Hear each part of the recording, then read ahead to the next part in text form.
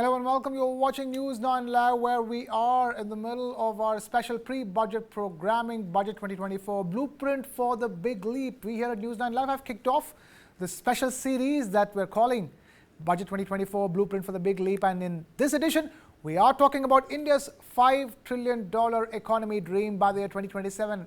And also, we're going to understand what will it mean for per capita GDP in this country, even as we are set on achieving that dream. Will Budget 2024, which is due to be presented on the 23rd of July, deliver on that count? And to understand that, joining us on the show, we have Dr Srinath Sridharan, policy researcher and corporate advisor. We also have Teresa John, deputy head of research, lead economist at Nirmal Bang, joining us. Thank you, both of you, for taking time out to be with us. I'm going to begin with Dr Srinath Sridharan. Simple question to you. While that $5 trillion target does seem achievable, a lot will depend on what it translates when it comes to the per capita GDP, isn't it? That's true, Krishna. I mean, end of the day, I think we'll have to first accept we are still in denial that we have not had inclusive growth across various consumer buckets. We have had aggregate GDP growth, but if you want per capita GDP growth, then we have to touch a lot of lives and a lot of segments.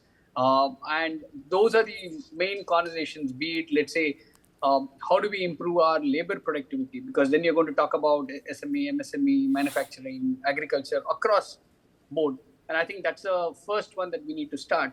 And two, one of the mainstream conversation we need is how do we bring women into formal employment and entrepreneurship mode? And I think that is where there's a huge multiplier effect that we're missing so far. Right. Talking about women, Teresa John, talk to us. That's going to be crucial when it comes to the inclusion of women into achieving that GDP dream. But talk to us in terms from the perspective of policy formulation. How far along are we when it comes to achieving that $5 trillion dream, Teresa? Yes, as you said in the beginning, I think the $5 trillion target, that seems achievable. Now, for that to translate into per capita GDP growth, actually we need growth. We need faster growth. So we need growth above 8%. To lift a lot of people out of poverty. While the Indian economy is resilient, it's doing well. We actually need faster growth.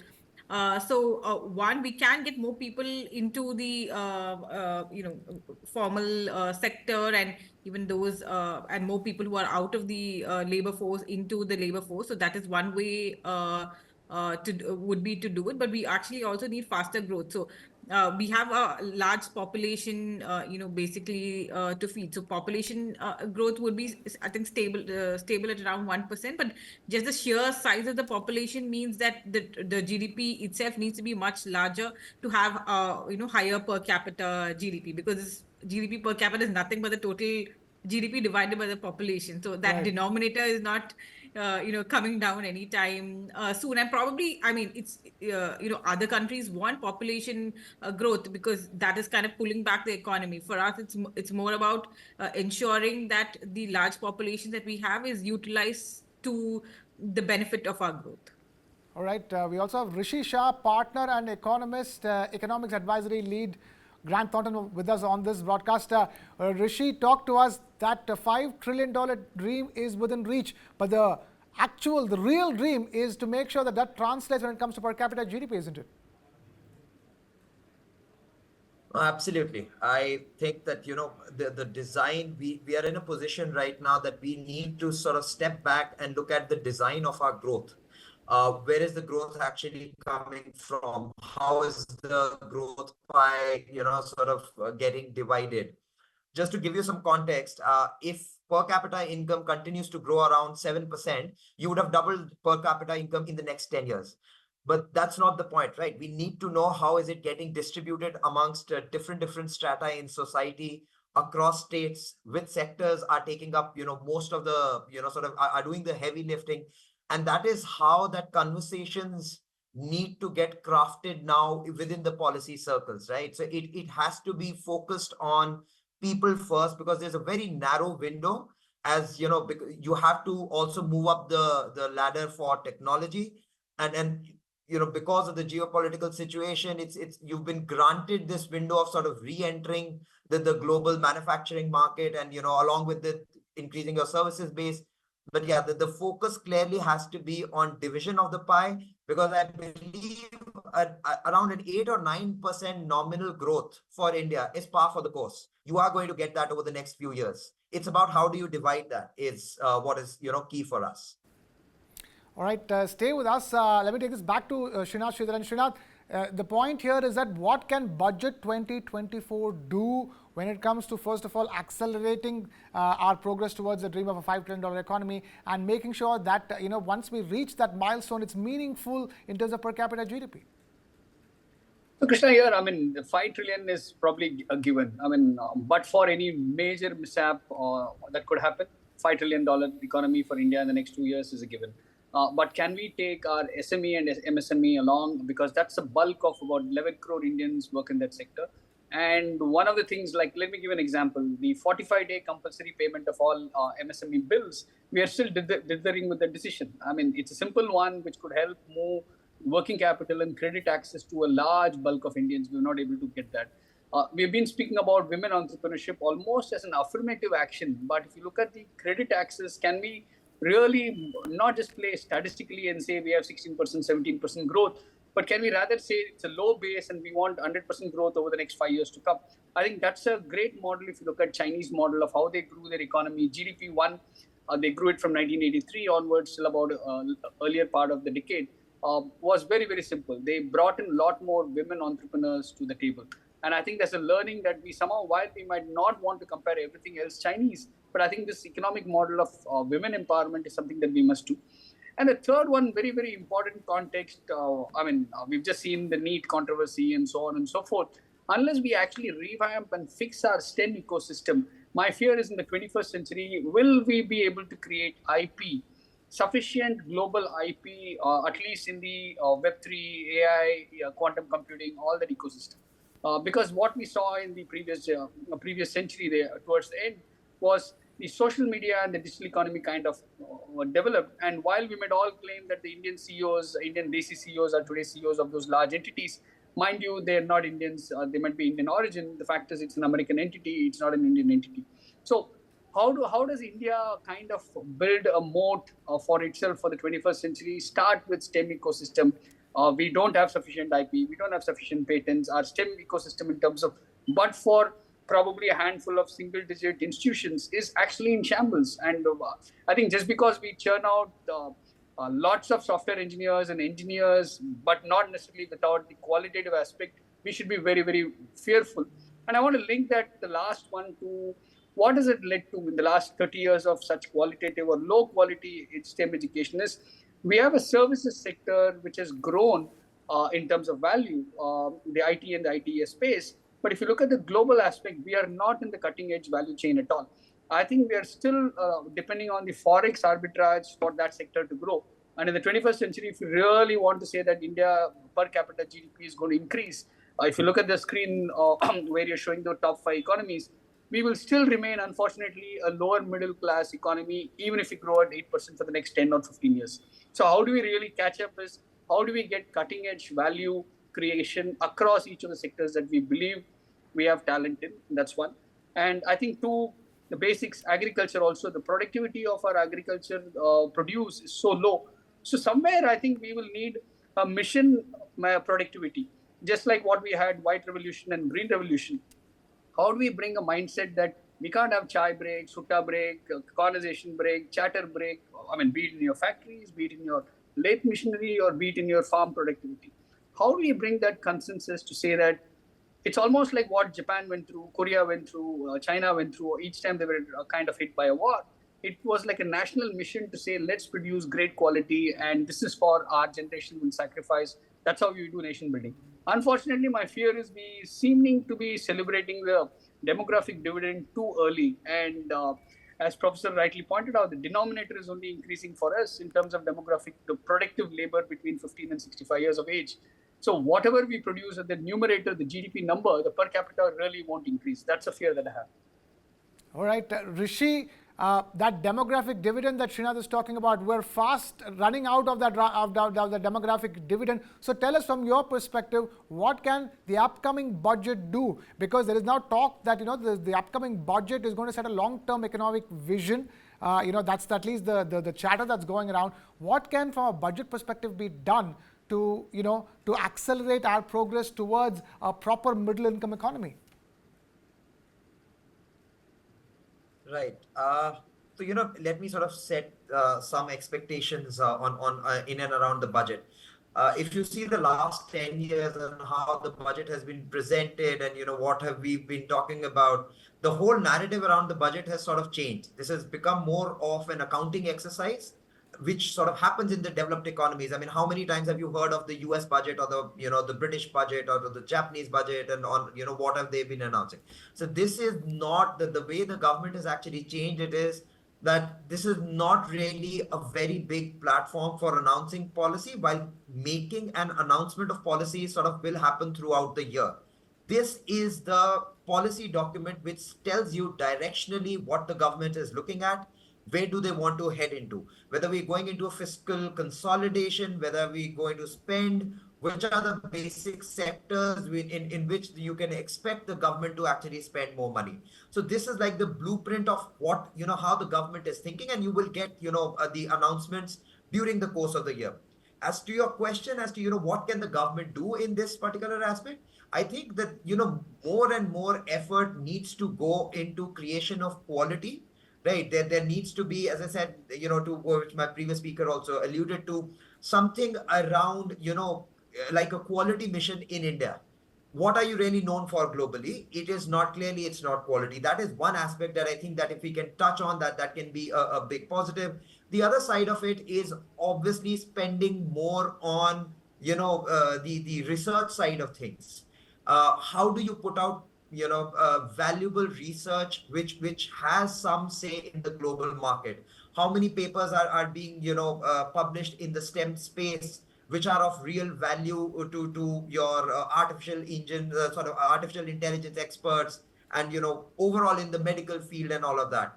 And lastly, I think one of the key things that the budget can actually really make a dent in is going forward with better health related sort of policies, and maybe possibly a higher expenditure around those, because a healthy population will lead to better brain development and overall more positive outcomes as we move across. So I think these three things, if you can sort of focus on these three things and try and put out some sort of policy intentions around these, and the kind of expenditure you would want to overtake over the next 4 to 5 years, and that will really give a fillip to a lot of the corporates who would also be looking at investing into India.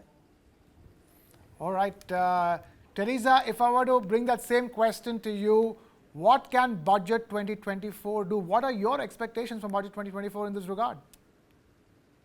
Yeah. So if you see the government's, policy over the last few years, there has been a huge push for manufacturing in terms of the PLI scheme, and in terms of the corporate tax cut, which came in 2019, which was again oriented towards the manufacturing sector. So there has been a lot of policy push to the manufacturing sector. I think going forward, what we need is a balanced approach. We need to look at agriculture, we need to look at manufacturing, we need to look at services. We need incentives for all these sectors, because we need to improve, as I think even Srinath was referring to, we need to improve the productivity in agriculture. We need to move people from agriculture into manufacturing and services. In the services sector, we need to move up the value chain. There is a lot of work happening around the Global Capability Center, and that is actually helping the Indian economy, particularly in balancing the current account deficit. But we need to do more for. But I think one of the two areas where this government has not really focused on over the last decade, I wouldn't say they've ignored the sector, but we need more happening is on education and health, even as the previous speakers alluded to. Because if you look at the monthly per capita expenditure on education, not so much on health, but more on education, that has actually been stagnating or even trending down. So people are not giving the due focus that we need on education and quality education, because particularly if you want to move up the value chain in areas like the Global Capability Centers, they're setting up R&D centers in India. So for that we need the rights people with the right skills, and that will also help in improving the GDP per capita, because once you have high paying jobs, that ultimately translates into GDP per capita. So I don't think we should have a lopsided approach focusing only on manufacturing or focusing only on services. I think all the three segments, agriculture, manufacturing, and services, should be given their due focus, because in a large economy like India, we need all the three segments to do equally well, and only then I think we can actually reach a developed economy status, which is what the government is aiming for by 2047. Right. Developed economy, Srinath, would you say is still far away from us? But budget at the end of the day is a statement of accounts. As even Rishi was talking about, how come there's so much talk and so much pressure on the budget to deliver? But at the end of the day, if you don't allocate the right amount of money, you cannot expect to achieve the results that you would want to, isn't it? See, that's true, Krishna. I mean, but a very important context this year is this is the first time this government is facing or working in a coalition government style. So, which means that I think the markets, especially the stock market, is going to watch out. Are we going to see populist sobs coming up in the form of the same budget? You already have two large parties as part of coalition who have asked for special dispensation and grant for about 48,000 crores for their own city or state. I think some of those narratives is what I think the markets will watch out for in this budget. But again, having seen this government in the last 10 years, they have not used budget as the only day for making large policy changes. And I think the momentum that they've built over the last 10 years, I think will be carried forward. But there are two aspects, I think, which are concerning, Krishna.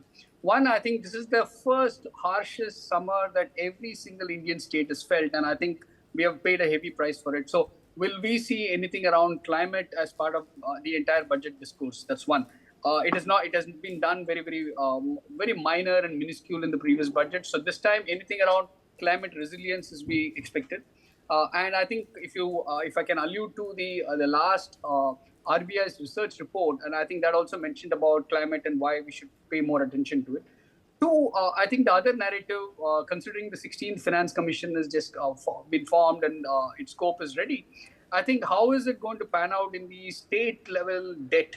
I mean, some of the states are so broke and they have not built any competitive edge. So, but the center cannot keep bailing them out all the time.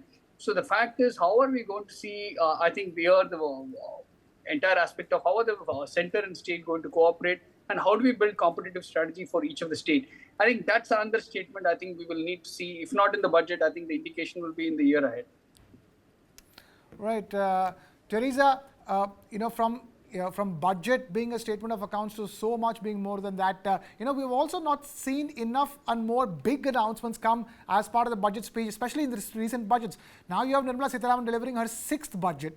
In that sense, do you still think that the upcoming budget, in the context in which it's arriving, it's the first time it's a coalition government for this for NDA, and in that context, do you think there is little wiggle room or more wiggle room to launch future-focused, visionary allocations in this budget?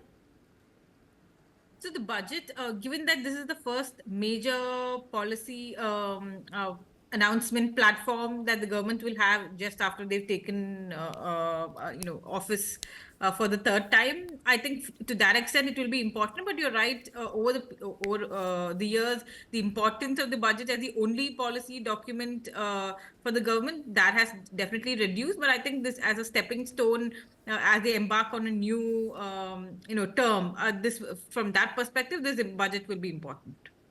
Okay, quickly, if I were to ask you the top 3 things that you are expecting from the upcoming budget. So from our perspective, we are expecting, as I said earlier, also some rebalancing. So we've had a lot of focus on manufacturing, a lot of focus on the capex side. We think that will sustain, but we need more balanced growth, particularly on the agricultural side. So we do expect, some amount of, I wouldn't say exactly populist spending, but reorientation towards revenue expenditures. So if you look at revenue expenditures, it's grown just at the rate of around 2 to 3%. So there could be some amount of handouts to the farm sector to support rural development. and to support job creation, because we need all the three, agriculture, industry and services, to come together to support job creation. So we expect some incentives for job creation, both in the agriculture sector, in the industry sector, as well as in the services sector. So I think that would be the key expectation from the budget. We are also expecting some higher handouts, particularly under schemes like the PM Kisan scheme. Some of the states have already done that. The center could also, probably increase the handouts under some of those schemes. Okay, Srinath, quickly, the one thing that you hope the upcoming budget doesn't do. Political stops. Okay, we'll leave it at that. Dr. Srinath Sridharan, Policy Researcher and Corporate Advisor, thank you so much for taking time out to be with us. And Teresa John, Deputy Head of Research and Lead Economist at Nirmal Bang, thank you so much for being with us, Teresa. And we wrap up this edition of Budget 2024 Blueprint for the Big Leap. I'm going to thank Rishi Shah, partner and economist, economics advisory lead, Grant Thornton, for being with us on this broadcast. We're going to leave it at that, but our focus on the upcoming budget will continue here on News Now, and I will continue to bring you more pre-budget programming. But for now, this is Krishnakumar signing off. Thank you so much for watching.